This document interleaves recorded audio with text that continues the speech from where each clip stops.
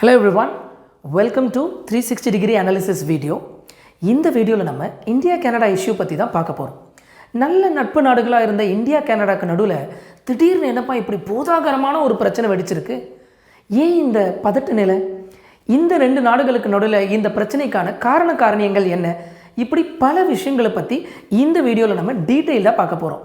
ஆனால் அதுக்கு முன்னாடி நம்ம சேனலுக்கு நீங்கள் சப்ஸ்கிரைப் பண்ணலைன்னா சப்ஸ்கிரைப் பண்ணிக்கோங்க. வாங்க வீடியோக்குள்ளே போகலாம்.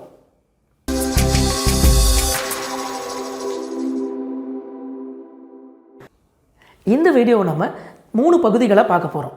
முதல்ல historical background of this issue, அதுக்கப்புறம் கரண்ட் கிரைசிஸோட ஒரு டைம் லைன் பார்த்துட்டு then we will see the UPSC Relevance. Okay fine. Now ஒரு brief background of this issue. ஆக்சுவலாக இந்த பிரச்சனை எங்கேருந்து ஆரம்பிச்சது அப்படின்னு பார்த்தீங்கன்னா, இந்த பிக்சரில் நீங்கள் பார்க்கக்கூடியவர் தான் ஹர்தீப் சிங் நிஜார். இவர் போன வருஷம் ஜூலை மாதத்தில் கனடாவில் இருக்க ஒரு குருத்வாராவோட பார்க்கிங் லாட்டில் சுட்டு கொல்லப்படுறாருங்க. இதுக்கு இந்திய கவர்மெண்ட் தான் காரணம் அப்படின்னு அபாண்டமாக கனடான் கவர்மெண்ட் நம்ம மேலே ஒரு பழியை வைக்கிறாங்க.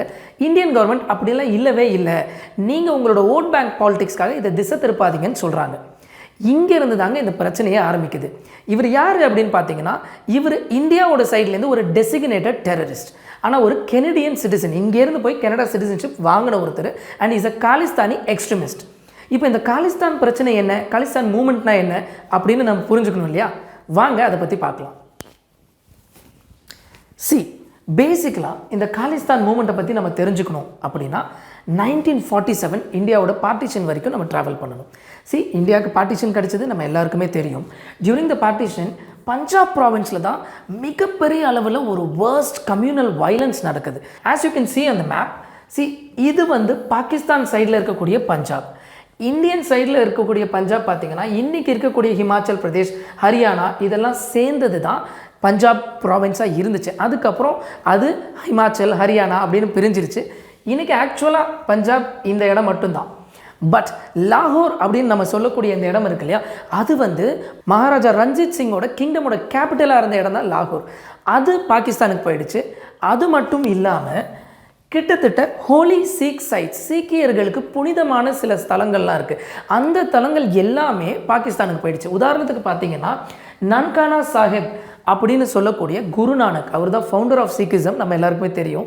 அந்த அவரோட பிறப்பிடமான நன்கானா சாஹிப்புங்கிற இடமும், அவரோட வாழ்க்கையோட கடைசி 18 வருடங்களை செலவழித்த அந்த குருத்வாரா தர்பார் சாஹிப் அப்படிங்கிற இடம் கர்த்தார்பூரில் இருக்குது. அந்த இடமும் இப்படி நிறைய புனித இடங்கள் வந்து பாகிஸ்தானுக்கு போயிடுச்சு.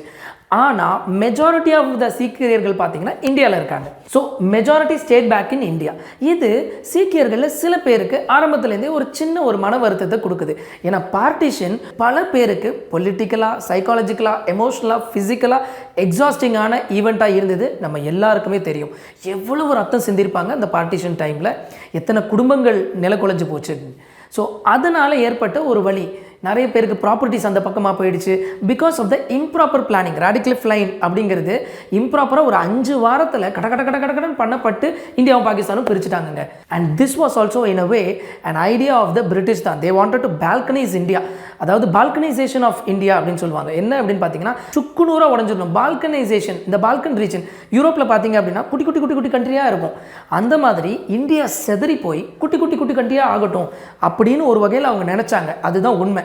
ஸோ அதனால் அவங்க என்ன பண்ணிட்டாங்கன்னா, இந்தியா பாகிஸ்தான் மட்டும் பிரிக்காமல் பிரின்ஸ்லி ஸ்டேட்ஸ் எல்லாம் உங்களுக்கு எப்படி வேணுமோ அப்படி பிரிச்சுக்கோங்கப்பா, உங்களுக்கு வேணும்னா இந்தியாவோட இருங்க, இல்லை பாகிஸ்தானோட இருங்க, இல்லை தனியாக கூட இருங்க அப்படின்னு சொல்லிட்டு போயிட்டாங்க. அப்போது கிட்டத்தட்ட இந்த ஜோக்கில் வர மாதிரி, என்கிட்ட விடுங்க மாமா, பிரித்து பிரித்து பிரித்து பிரித்து வச்சிடுறேன் அப்படிங்கிற மாதிரி இந்தியா ஆகணும்னு அவங்க நினச்சாங்க.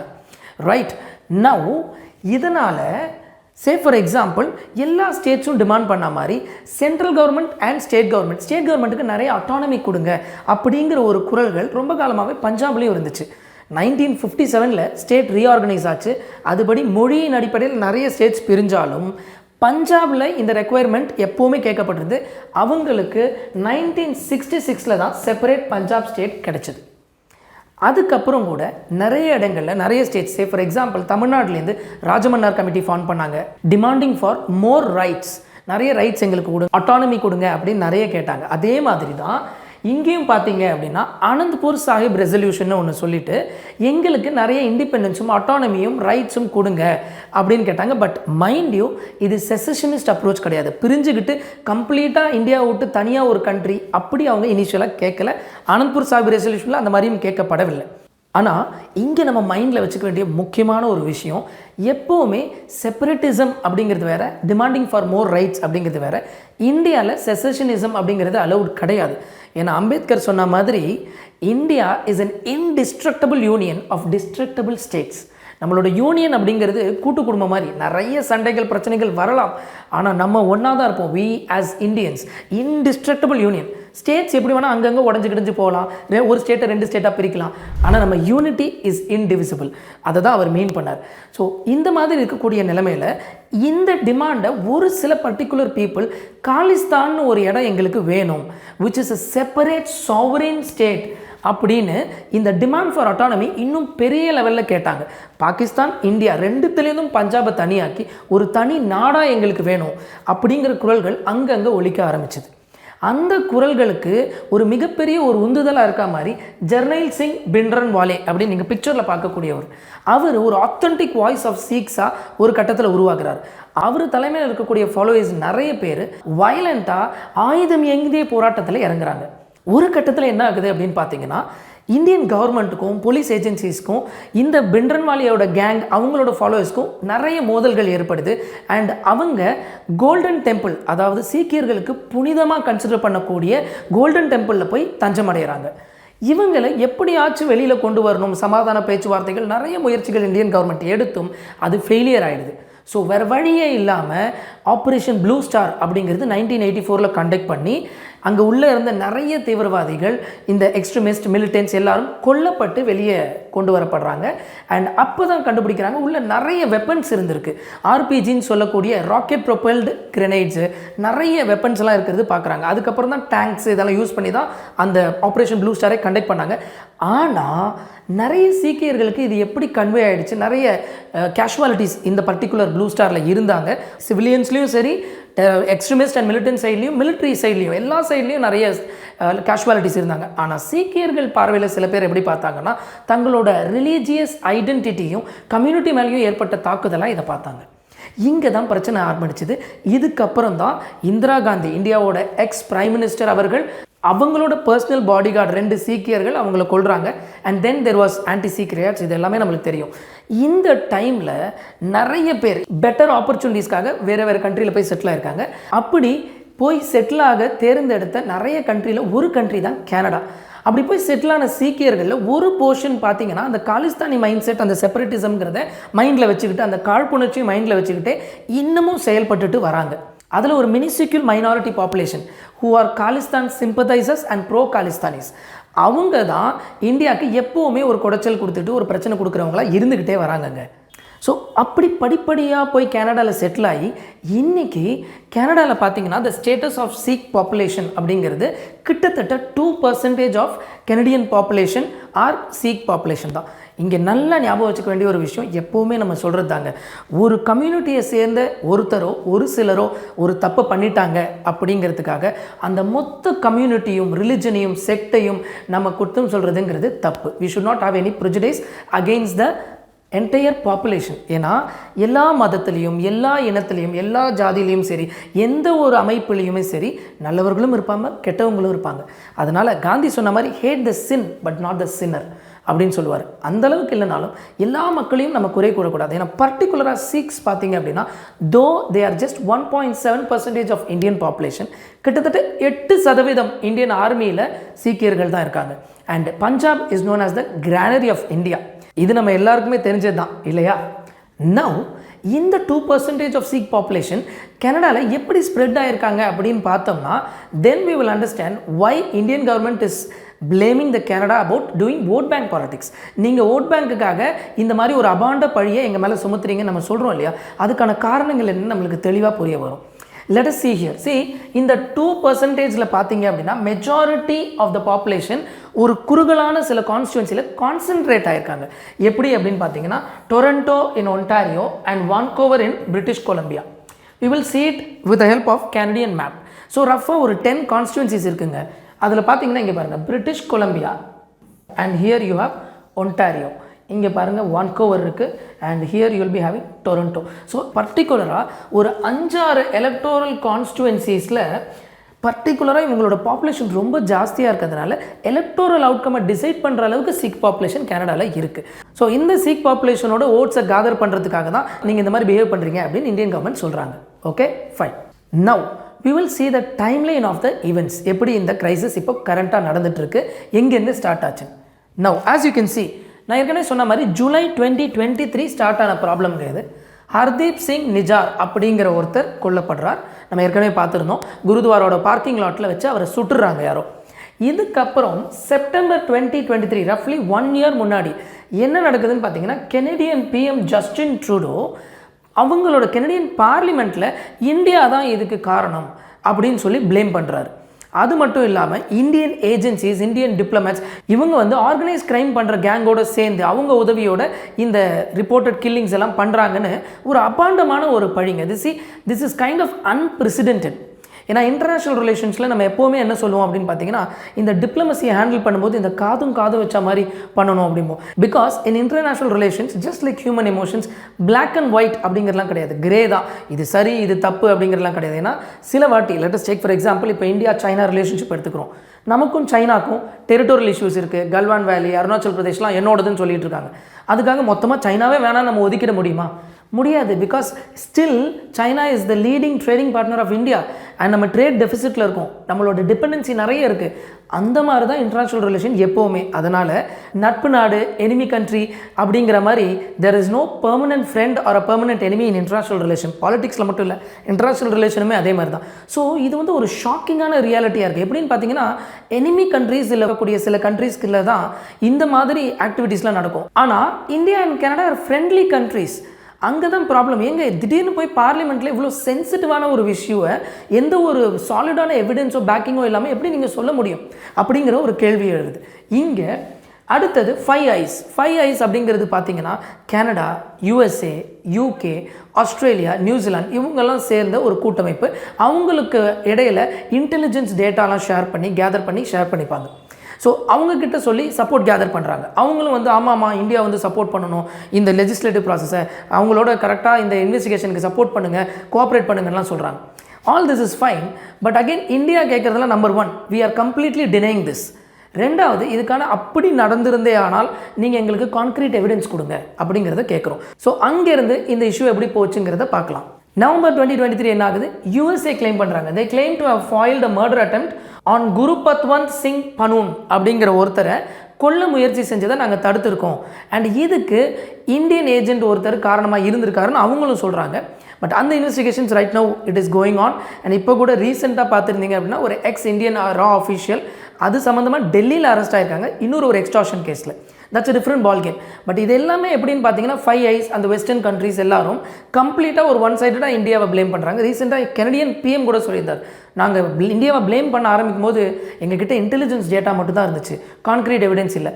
அப்போ கான்க்ரீட் எவிடன்ஸ் இல்லாமல் இவ்வளோ பெரிய ஒரு ப்ளேமை ஒரு கண்ட்ரி மேலே எப்படி வைப்பீங்க அப்படிங்கிற ஒரு கேள்வி இருக்குது. Next, as you can see, May 2024 அப்படியே அங்கேருந்து நவம்பர்லேருந்து அப்படியே இன்வெஸ்டிகேஷன்ஸ் இதெல்லாம் போயிட்டுருக்கு. May 2024 ஒரு 4 பேரை அரெஸ்ட் பண்ணுறாங்க. ராயல் கெனடியன் மவுண்டட் போலீஸ் அப்படின்னு சொல்லக்கூடிய அவங்களோட அந்த police force kind of CBI ஒரு 4 பேரை அரெஸ்ட் பண்ணுறாங்க. People who have gone from India, அங்கே போயிருக்கவங்கள இவங்களை அரெஸ்ட் பண்ணது இல்லாமல் இப்போ ஜூனில் India and Canadian prime ministers G7 summit அப்போது அதோட சைட்லைன்ஸில் மீட் பண்ணி நம்ம 2 பேர் ஒன்றா ஒர்க் பண்ணுவோம் and will try to resolve the இஷ்யூலாம் நல்லா பேசிக்கிறாங்க. அதுக்கப்புறம் பார்த்தீங்கன்னா ரீசெண்டாக இப்போது அக்டோபரில் ஏசியான் சமிட்டில் அகெயின் மீட் பண்ணுறாங்க. அண்ட் அப்போ தான் சில டாக்குமெண்ட்ஸை நாங்கள் இம்பார்ட்டண்ட்டாக இந்தியன் சைடுக்கு ஷேர் பண்ணியிருக்கோம் அப்படின்னு கனடா சொல்கிறாங்க. ஆனால் இந்தியா சைடில் எங்களுக்கு எந்த ஆதாரங்களும் சப்மிட் பண்ணப்படலை, ஆரம்பத்துலேயே நாங்கள் அதான் கேட்டுட்ருக்கோம்னு சொல்கிறாங்க. தென் வாட் ஹேப்பன்ட், அதுதான் பூதாகரமாக இவ்வளோ பெரிய பிரச்சனையாக வெடிச்சதுக்கான முக்கிய காரணம் என்ன அப்படின்னு பார்த்தீங்கன்னா, the relationships have now hit a historic low. Why? அடுத்தடுத்து கனடாவோட ஃபாரின் மினிஸ்டரும் கெனடியன் பிரைம் மினிஸ்டரும் அதுக்கப்புறம் RCMPயோட ஹெட்டு இவங்க எல்லாரும் சேர்ந்து இந்தியாவை ப்ளேம் பண்ண ஆரம்பிக்கிறாங்க. அதாவது எக்ஸ்பிளிசிட்டாகவே இந்தியாவோட ஏஜென்ட்ஸ், அதுவும் அங்கே இருக்கக்கூடிய high commissioner to Canada from India, அவரை டைரெக்டாக நேம் பண்ணி ப்ளேம் பண்ணுறாங்க. அவரும் ஒரு 6 பேரையும் பர்சன்ஸ் ஆஃப் இன்ட்ரெஸ்ட், அதாவது நம்ம பாஷையில் சொல்லணும்னா அக்யூஸ்டுன்னு சொல்லுவோம். ஒரு ப்ராப்ளமில் கன்விக்ட் ஆகிட்டீங்க, குற்றம் சாட்டப்பட்டவன்ற ஒருத்தர் குற்றவாளி வேறு. ஸோ அந்த மாதிரி அதை ப்ரூவ் பண்ணால் தான் குற்றவாளி. நம்ம யூஸ்வலாகவே சொல்லுவோம் இன்னசென்ட் அன்டில் ப்ரூவன் கில்ட்டி அப்படின்னு. எல்லா கிரிமினல்ஸும் எல்லா க்ரைமில் அக்யூஸ் பண்ணவங்களுக்கும் அதுதான். அந்த மாதிரிலாம் இல்லாமல் டைரெக்டாகவே இவங்க ப்ளேம் பண்ணுறாங்க, எங்ககிட்ட எவிடன்ஸ் இருக்குது அப்படின்னு சொல்லிட்டு. இதனால் we are vehemently opposing it. இது வந்து பேஸ்லெஸ்ஸான அலிகேஷன்ஸ்னு சொல்லிட்டு we are taking back அவங்க எக்ஸ்பெல் பண்ணாங்கன்றாங்க, நம்ம எக்ஸ்பெல் பண்ணணும்னு சொல்கிறோம். But again we have taken back 6 diplomats from Canada and they have taken back their diplomats from here. ஒரு 60 பேர் கிட்டத்தட்ட 41 பேர் எடுத்துட்டாங்க. So diplomatic relationships have hit a historical low. So நம்ம இப்போ ஏற்கனவே பார்த்தா மாதிரி ஆன்டி இண்டியன் ஆக்டிவிட்டீஸ் கனடாவில் நடக்குதா நிஜமாலே? ஏன்னா ஒரு percentage of Sikh population, minuscule population are still with Khalistani extremists, militants அங்கே இருக்காங்க. அந்த சம்மந்தப்பட்ட ஆக்டிவிட்டீஸ்லாம் அங்கே நடக்குது. அண்ட் ஓட் பேங்க் பாலிடிக்ஸ்க்காக நீங்கள் நிறைய விஷயங்கள் பண்ணுறீங்கன்னு இந்தியா நிறைய ப்ளேம் வைக்கிறாங்க இல்லையா? அண்ட் இன்ஃபேக்ட் இந்தியாவில் டெசிக்னேட்டட் டெரரிஸ்டாக இருக்கக்கூடிய நிறைய பேர் கனடா அண்ட் யூஎஸ் சிட்டிசன்ஷிப்போடு அங்கே உலாவிக்கிட்டு இருக்காங்க. ஸோ இது எல்லாமே அவங்களை எக்ஸ்ட்ராடேட் பண்ணுங்கன்னு நம்ம கேட்டாலும் செவிசாய்க்கிறதே இல்லை அவங்க. இதெல்லாம் உண்மையா அப்படிங்கிற ஒரு விஷயம், என்னென்ன ஆக்டிவிட்டீஸ் அங்கே ஏதாவது நடக்குதா அப்படிங்கிற ஒரு கிளாரிட்டி நம்மளுக்கு வேணும். அதை தான் நம்ம இப்போ பார்க்க போகிறோம். Right. Now, has anti-Indian activities taken place in Canada? என்னென்ன anti-Indian activities நடந்திருக்கு கனடாலன்னு பார்ப்போம்.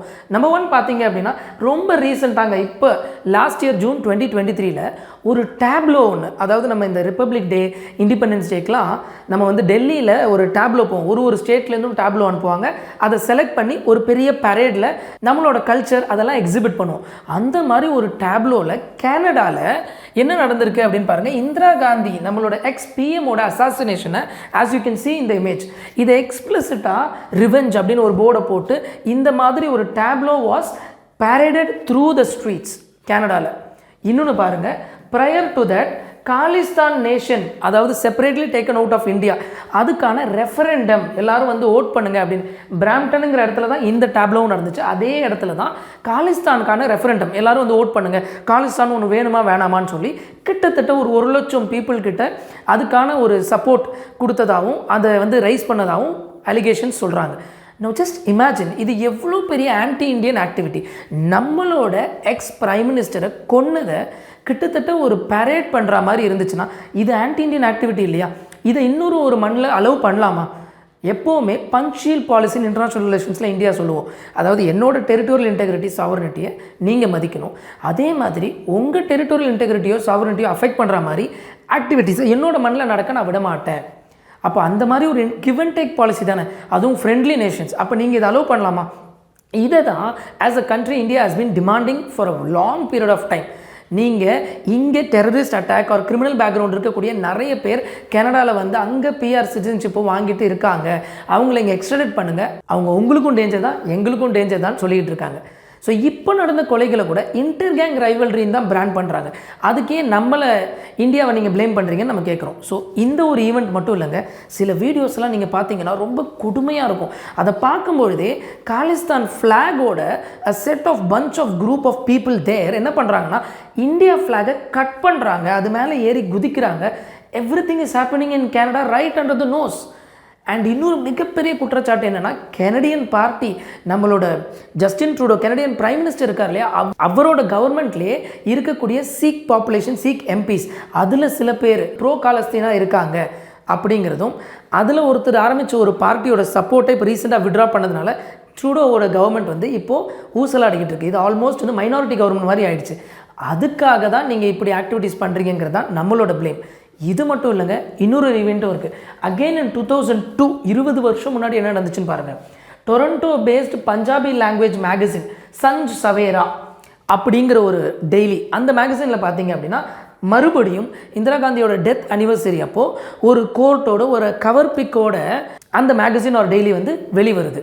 அதுலேயும் இதே மாதிரி ஒரு ஹேட்ஃபுல்லான கமெண்ட்ஸோட அவங்க வந்து அதை டிஸ்பிளே பண்ணுறாங்க. இந்த மேகசின் ஒரு daily is still popular in Canada and government ஆட்ஸ்லாம் அதுக்கு வந்துட்டுருக்கு. அப்போது you have almost turned a blind eye to anti Indian activities in your soil. இதுக்கு எந்த விதமான நடவடிக்கையும் எடுக்க மாட்டீங்க. நல்லா புரிஞ்சுக்கணும், ஃப்ரீடம் ஆஃப் ஸ்பீச்சுங்கிற பேரில் என்ன வேணால் பேசலாமா? ஹேட் ஸ்பீச்சுக்கும் ஃப்ரீடம் ஆஃப் ஸ்பீச்சுக்கும் டிஃப்ரென்ஸ் இருக்குது இல்லையா? லிபர்ட்டி, ஒருத்தரோட லிபர்ட்டி அப்படிங்கிறது இன்னொருத்தரோட ப்ரைவசியும் ரைட்ஸையும் வயலேட் பண்ணக்கூடாது. என்னோட சுதந்திரம் அடுத்தவரோட மூக்கு வரைக்கும் தான் சொல்கிறோம்ல. அப்போது நீங்கள் எந்த அளவுக்கு பேசணும் அப்படின்னா என்ன பாதிக்கிற மாதிரி என்ன வேணால் நீங்கள் பேசுவீங்களா? அதை நீங்கள் அலோவ் பண்ணிகிட்டு இருப்பீங்களா? ஒரு டெமோக்ராட்டிக் கண்ட்ரி அப்படிங்கிற பேரில் இன்னொரு கண்ட்ரி அட்டாக் பண்ணுற மாதிரி, அதை அவமானப்படுத்துகிற மாதிரி, அங்கே கலவரத்தை தூண்டுற மாதிரி ஒரு செட் ஆஃப் பீப்புள் பேசினா அதை கண்ட்ரோலே பண்ணாமல் நீங்கள் இந்த name of freedom of speech allow பண்ணிகிட்டே இருந்தீங்கன்னா ஹவ் இஸ் தட் ஜஸ்டிஃபைட்? அதை நம்ம யோசிக்கணும் இல்லையா? நவ் இந்த பர்டிகுலர் இஷ்யூவோட கெனடியன் சைடு அண்ட் இந்தியன் சைடை இன்னும் டீட்டெயிலாக நம்ம பார்க்க போகிறோம். கெனடியன் சைடில் ஆஸ் யூஷுவல் அடுத்து என்ன சொல்கிறாங்க? எங்களோட சாவர்னிட்டியை நீங்கள் ப்ரீச் பண்ணிட்டீங்க. என்ன இருந்தாலும் எங்களோட மண்ணில் வந்து ஒரு கெனடியன் சிட்டிசனை நீங்கள் ஒரு ஆர்கனைஸ் கிரைம் கேங் மூலமாக பிளான் பண்ணி எங்கள் மண்ணில் வந்து அவரை சுட்டு கொண்டு இருக்கீங்க. இது எங்கள் சாவர்னிட்டியை, டெரிட்டோரியல் இன்டெகிரிட்டியை ப்ரீச் பண்ணுது அப்படிங்கிற ஒரு வாதத்தை அவங்க வைக்கிறாங்க. அடுத்தது கெனடியன்ஸை டார்கெட் பண்ணி கொல்லப்படுறாங்க அண்ட் இன்னும் நிறைய பேர் கெனடியன்ஸ்க்கு த்ரெட் இருக்குது அப்படிங்கிற ஒரு வாதமும் வைக்கப்படுது. நெக்ஸ்ட் இந்தியன் ஏஜென்சி கோஆப்ரேட்டே பண்ணலை அப்படின்னு அவங்க சொல்கிறாங்க கனடா சைட்லேருந்து. இது எல்லாத்த பற்றி நம்ம பார்க்க போகிறோம். ஆர்கனைஸ் கிரைம் பர்டிகுலராக Indian diplomats along with Lawrence Bishnoi gang, ஒரு லாரன்ஸ் பிஷ்னாய்னு சொல்லிட்டு ஒரு நொட்டோரியஸான கிரிமினல் கேங், அவங்களோட ஹெல்ப்போட நீங்கள் வந்து இந்த மாதிரி பிஹேவ் பண்ணுறீங்க அப்படின்னு சொல்கிறாங்க. இது எல்லாத்துக்கும் இந்தியன் தரப்பில் இருக்கக்கூடிய எக்ஸ்ப்ளனேஷன்ஸை நம்ம பார்க்க போகிறோம். நவ் இந்தியன் சைடில் என்ன சொல்கிறாங்க? First of all we are rejecting all the claims as baseless and எங்களுக்கு கான்க்ரீட்டான எவிடன்ஸ் கொடுங்க. எங்கள் இன்டெலிஜென்ஸ் இன்ஃபர்மேஷன் ஓகே, உங்களுக்கு எப்படி வேணால் இந்த இன்ஃபர்மேஷன் வந்திருக்கலாம், ஆனால் அதுக்கு ஒரு சாலிட் எவிடன்ஸ்னு வேணும்ல. இன்றைக்கி கொலையே பண்ணால் கூட அதுக்கான எவிடன்ஸ்னு ஒன்று வேணுமே. அந்த மாதிரி if at all whatever you say is right, அதுக்கான எவிடன்ஸ் கொடுங்க, கான்க்ரீட்டாக ப்ரூவ் பண்ணுங்கள். And then we will come to you. நாங்கள் என்ன பண்ண முடியும், அது எங்களோட ஆள் தானா, எப்படி நடக்கப்பட்டதுக்கு மேபி ஒரு ரோக் எலிமெண்ட்டாக இருக்கலாம்ல. இந்த ரோக் எலிமெண்ட்ஸ் யூஸ்வலாக இருக்கும், அதாவது அந்த ஏஜென்சியோ அந்த கவர்மெண்ட்குள்ளேயோ வந்துட்டு யாரோ ஒருத்தருக்காக ஒர்க் பண்ணுற அந்த மாதிரியும் இருக்கலாம் இல்லையா? ஸோ எல்லாமே நம்ம பார்க்கலாம். But you give us concrete evidence.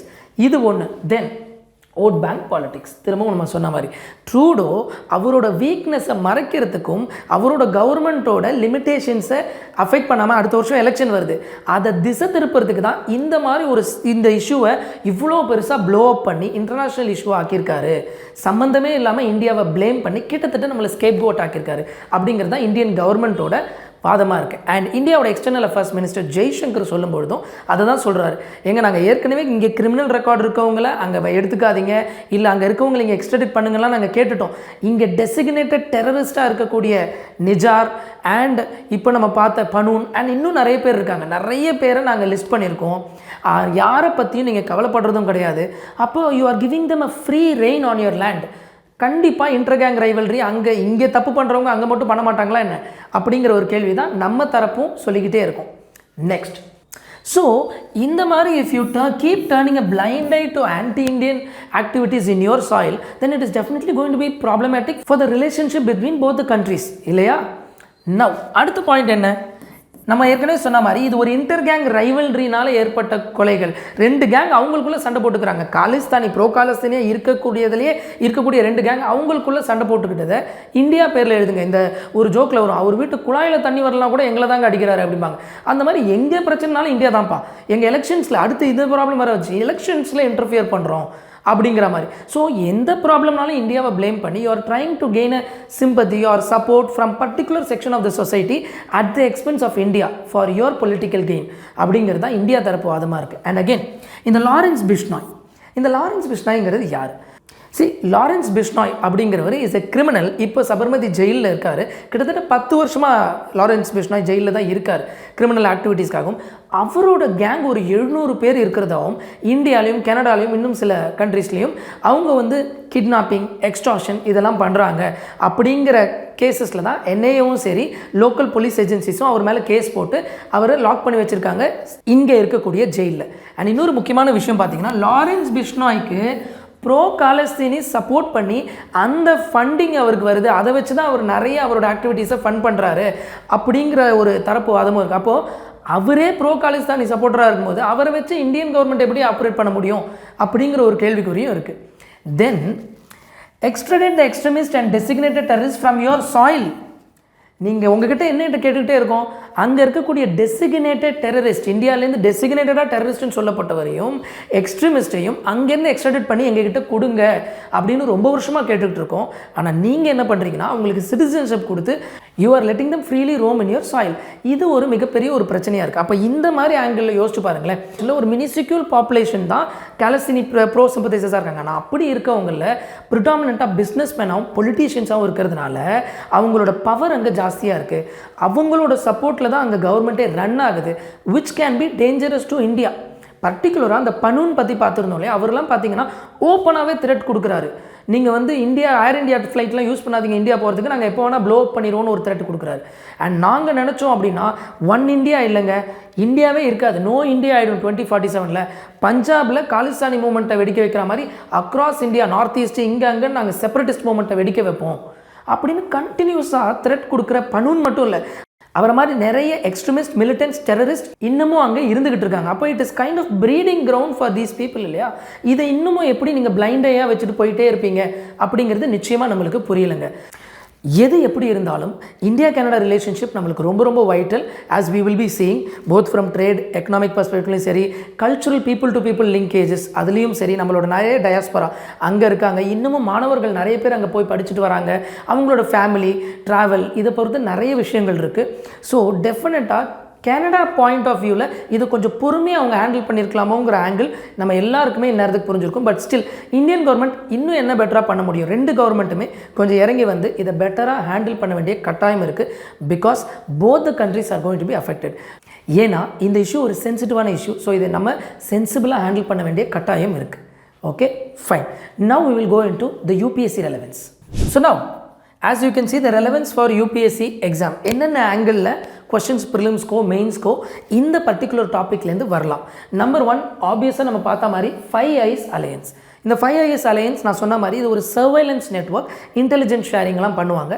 யார் யார் 5 பேர் இருக்கா அப்படின்னு பார்த்தீங்கன்னா ஆஸ்திரேலியா, நியூசிலாந்து, USA, UK அண்ட் கனடா.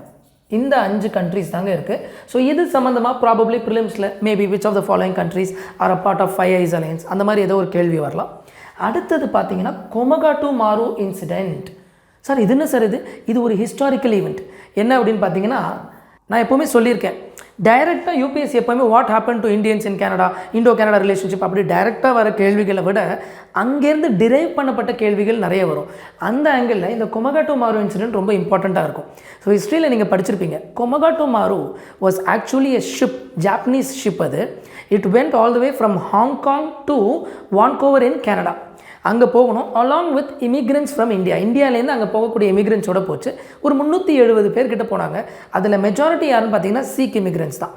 அங்கே போனப்போ அந்த டைமில் Canada had a anti Asian immigration policy ரொம்ப டைட்டன் பண்ணியிருந்தாங்க. ஏன்னா இங்கெல்லாம் பிரிட்டன் ரூல் பண்ணிக்கிட்டு இருக்காங்க. ஸோ அவங்களுக்குள்ளே வந்து எல்லாரும் இங்கேருந்து பெட்டர் ஆப்பர்ச்சுனிட்டிக்காக அங்கே வராங்கப்பா, அதை தடுத்து நிறுத்தணும். அண்ட் ரேஷியல் டிஸ்கிரிமினேஷன் இது எல்லாமே நம்மளுக்கு தெரியும் இல்லையா. ஸோ அந்த வகையில் தடுத்து வச்சுருந்தாங்க. அதனால் இந்த 370 பேரில் என்ன ஆச்சு அப்படின்னு பார்த்தீங்கன்னா 20 பேர் தான் கண்ட்ரிக்குள்ளே விட்டாங்க, மீதி எல்லாரையும் திரும்ப அனுப்பிச்சிட்டாங்க. It was a tedious journey. So Komagata மாருங்கிற ship came all the way back from Vancouver to again Singapore வழியாக கேல்கட்டாக்கு வந்துருச்சு. கேல்கட்டாவில் இறங்கினதுக்கப்புறம் நீங்கள் நேராக ட்ரெயினில் ஏறி ஸ்பெஷல் ட்ரெயின் மூலம் பஞ்சாப் போங்க அப்படின்னு சொன்னாங்க. அங்கே ஏற்பட்ட கலவரத்தில் ஒரு 19-20 பேர் கொல்லப்பட்டாங்க, மெஜாரிட்டி சீக் பீப்புள். ஓகே, இது ஒரு மிகப்பெரிய ஒரு incident in Sikh and Indian ஹிஸ்ட்ரியாக இருந்துக்கிட்டே இருக்குது. இந்த இன்சிடெண்ட்டுக்கு தான் நீங்கள் பார்த்தீங்க அப்படின்னா ஜஸ்டின் ட்ரூடோ 2016 அப்பாலஜைஸ் பண்ணியிருப்பார். கனடாக்கு வந்து திருப்ப அனுப்பப்பட்டதுனால நான் அதுக்கு வந்து மன்னிப்பு கேட்டுக்கிறேன், என்ன இருந்தாலும் அது ஒரு தப்பு தான் அப்படிங்கிற மாதிரி ஒரு அப்பாலஜியும் கொடுத்துருப்பாருங்க. இந்த இடத்துல கதர் பார்ட்டி பற்றி நம்ம தெரிஞ்சுக்கணும். கதர் பார்ட்டி என்ன அப்படின்னு பார்த்தீங்கன்னா, இந்த கொமகாட்டு மாரு இன்சிடென்ட் நடக்கும்பொழுது சிக்னிஃபிகண்ட்டாக வாய்ஸ் ரைஸ் பண்ணுவாங்க. பட் அதுக்கு முன்னாடியிலேருந்தே Ghadar party was a San Francisco based party. North அமெரிக்காவில் போய் செட்டில் ஆன நிறைய இமிக்ரெண்ட்ஸ், பர்டிகுலராக சீக் அண்ட் பஞ்சாபி இமிக்ரெண்ட்ஸ், அவங்க எல்லாருமே இந்தியாவை பிரிட்டிஷோட ஹேண்ட்ஸ்லேருந்து லிபரேட் பண்ணணும், ஆர்ம்டு ரெபலியன் மூலமாக அவங்கள சண்டை போட்டே நம்ம லிபரேட் பண்ணலாம் அப்படின்னு ஒரு கூட்டமைப்பு தான் இந்த கதர் பார்ட்டி. அவங்களுக்கு ஒரு பேப்பர் இருந்துச்சு. அந்த பேப்பரோட டேக்லைன் பார்த்தீங்கன்னா, அங்கிரேசி ராஜ் கா துஷ்மன், பிரிட்டிஷ் ரூலோட எனிமையே நாங்கள் தான் அப்படின்னு சொல்லிட்டு. ஸோ இதில் பார்த்தீங்கன்னா சோஹன் சிங் பக்னா அப்படிங்கிறவர் தான் இந்த கதர் பார்ட்டியோட ஃபவுண்டர். அண்ட் லாலா ஹர்தயார் இன்னும் நிறைய பேர் இதில் இன்வால்வ் ஆயிருந்தாங்க. ஆனால் மெஜாரிட்டி பார்த்தீங்கன்னா சீக்கியர்கள் தான். அதில் சோஹன் சிங் பக்னா ஒரு வாட்டி அவங்கள்ட்டலாம் சொல்கிறாங்க, our religion is not Sikh or we are not Punjabis, but our religion is patriotism அப்படிங்கிறாரு. அந்த அளவுக்கு சிக்னிஃபிகண்ட்டான ஒரு பார்ட்டியாக இருந்துச்சு. பட் அகைன் அவங்களோட அந்த எய்ம் இங்கே வந்து ஃபைட் பண்ணுங்கிற எய்ம் கரெக்டாக அவங்க லேண்ட் ஆகும்போது அந்த plan was foiled because of some moles உள்ளுக்குள்ளே இருந்த ஆட்களே காட்டி கொடுத்ததுனால. இந்த மாதிரி எட்டப்பர்கள்னால தானே பிரிட்டிஷே நம்மளை ஆண்டாங்க. ஸோ அந்த மாதிரி ஒரு எட்டப்பர்கள் நிறைய பேர் இருந்தாங்க. So it was foiled. But still வேலியண்ட்டான ஒரு எஃபர்ட். இது ரெண்டுமே ஹிஸ்ட்ரி பெர்ஸ்பெக்டிவில் இதுக்கு முன்னாடியும் ப்ரிலிம்ஸில் கேள்விகள் வந்திருக்கு, இப்போவும் வரத்துக்கான வாய்ப்புகள் இருக்குது. அடுத்தது என்ன, ஆப்வியஸாக மெயின்ஸ் பெர்ஸ்பெக்டிவ், இன்டர்நேஷ்னல் ரிலேஷன் பெர்ஸ்பெக்டிவில் Indo Canadian relationship. So Indo Canada அப்படின்னு பார்க்கும்போது ட்ரேட் வைஸ் நம்ம பார்த்துக்கணும். நம்ம வந்து ரொம்ப காலமாக ஒரு காம்ப்ரிஹென்சிவ் எக்கனாமிக் ட்ரீட்டி, ஒரு பார்ட்னர்ஷிப் அக்ரிமெண்ட்லாம் போடலாம் அப்படின்னு சொல்லி யோசிச்சுக்கிட்டே இருந்திருக்கோம். அதுதான் இந்த இஷ்யூவில் தடைப்பட்டு போச்சு. அதுவும் அதை பற்றி நம்ம படிச்சுக்கணும். அது மட்டும் இல்லாமல் சிக்னிஃபிகண்ட்டான people to people linkage, cultural linkages இருக்குங்க. இப்போ தான் நம்ம பார்த்தோம், கிட்டத்தட்ட பார்த்தீங்கன்னா 4% ஆஃப் கனடியன் பாப்புலேஷன் பார்த்தீங்கன்னா இந்தியன் டயாஸ்போரா தான். அண்ட் அது இல்லாமல் நிறைய பேர் அங்கே படிச்சுக்கிட்டும் ஒர்க் பண்ணிக்கிட்டும் இருக்காங்க. நம்மளோட நண்பர்கள், ஃபேமிலி நிறைய பேர் அங்கே இருக்கலாம், நம்மளுக்கே தெரியும். ஸோ இந்த பீப்புள் டு பீப்புள் லிங்கேஜ் ரொம்ப முக்கியம். ஒரு பர்டிகுலரான ஃபேக்ட் பார்த்தீங்கன்னா 40% of international student community in Canada last year பார்த்தீங்கன்னா இந்தியன்ஸ் தான். ஸோ அந்தளவுக்கு சிக்னிஃபிகண்ட்டான இந்த ரிலேஷன்ஷிப். அவங்க எப்படி இங்கே வந்துட்டு போவாங்க, அவங்களோட அப்பா அம்மா ரிலேஷன்ஸ் இதெல்லாம் இருக்கு இல்லையா, போயிட்டு வர இருக்கக்கூடிய இந்த உறவுகளும் சரி, ஹிஸ்டாரிக்கலாக நம்ம கனடாவோட ஒரு ப்ளசண்ட்டாக ஃப்ரெண்ட்லியான ரிலேஷன்ஷிப், பாரிங் மைனர் பிளிப்ஸ், எப்போவுமே ஸ்மூத்தாக இருந்திருக்கு. ஸோ அந்த ரிலேஷன்ஷிப்ஸ் எல்லாம் இருக்குது. ஸோ இது ரொம்ப ரொம்ப வைட்டலான ஒரு விஷயம். இந்த ஆஸ்பெக்ட் எல்லாமே நம்ம தெரிஞ்சு வச்சுக்கணும், which can be important from the mains angle as well. So இந்த பிரச்சனைக்கு நிச்சயமாக சுமூகமாக ஒரு தீர்வு வரும் அப்படின்னு நம்ம நம்புவோம். Now from this we will try solving some questions related to UPSC. See, this is a practice question with respect to 5 eyes alliance. ஏற்கனவே நம்ம சொன்ன மாதிரி எப்படி ஒரு கொஸ்டின் வரலாம் ப்ரிலிம்ஸில் அப்படின்னு பார்த்தீங்கன்னா, it is an alliance comprising of Canada, US, UK, Australia and New Zealand. Yes, இப்போ தான் பார்த்தோம், true. Its purpose is to promote international tourism and travel among the member states. கிடையாது. எதுக்காக ஃபார்ம் பண்ணப்பட்டது? This was formed primarily for sharing intelligence, tracking and surveillance. அதுக்காக தான் முக்கியமாக form பண்ணப்பட்ட குரூப்பிங். அப்போ செகண்ட் ஸ்டேட்மெண்ட் தப்பு. Select the correct answer. The answer will be one only. So இந்த மாதிரி ஒரு கேள்வி பாசிபிளி ப்ரிலிம்ஸில் வரக்கிறதுக்கு வாய்ப்புகள் இருக்குது. அடுத்த ஒரு கேள்வி பார்க்கலாம், which is actually a PYQ. 2014 கதர் பார்ட்டி பற்றி கேட்கப்பட்ட ஒரு கேள்வி. இன்ஃபேக்ட் 22 கூட மெம்பர்ஸ் பற்றி ஒரு கேள்வி வந்துச்சு. பட் ஸ்டில் 14 வந்த கேள்வி என்ன, த கதர் வாஸ் என்ன அப்படின்னு கேட்குறாங்க. Was it a revolutionary association, nationalist organisation, militant organization, communist movement for India? We just saw it. It is a revolutionary association of Indians with headquarters at San Francisco. So that is the answer. So இந்த மாதிரி கேள்விகள் தான் ப்ரிலிம்ஸில் வரதுக்கான வாய்ப்புகள் இருக்குது. I hope you understood a lot of things through this video. இந்த video உங்களுக்கு பிடிச்சிருந்தா லைக் பண்ணுங்கள், ஷேர் பண்ணுங்கள், சப்ஸ்கிரைப் பண்ணிக்கோங்க. And I'll see you in the next video. Thank you so much.